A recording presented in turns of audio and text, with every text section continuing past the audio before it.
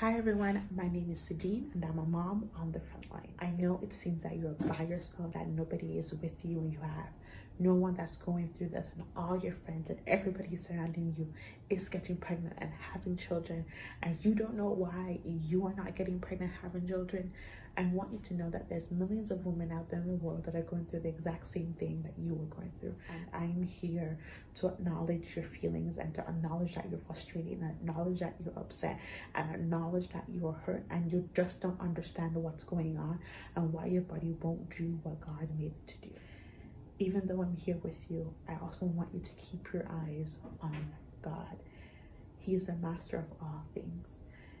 For me and myself, it took 7 years. 7 years of praying, 7 years of multiple healings and layers being broken off, and me finding out new things about my womb and what's wrong with it, both from doctors and spiritually.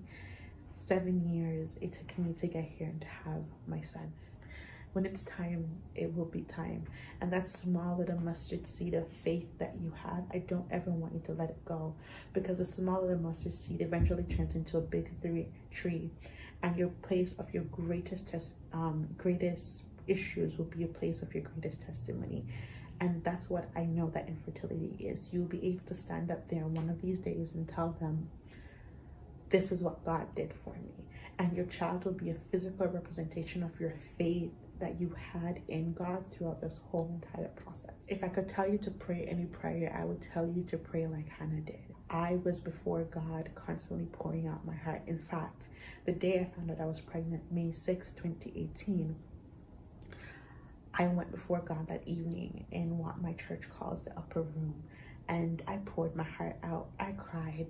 And again, I like to tell God how things are going to go. I told him that if he made other women in the Bible, talked about Elizabeth, Hannah, Rebecca, if he could make their womb open and give them children, he's going to open my womb and give me children. The report of the doctor is saying that I'm going to have a miscarriage and this and that.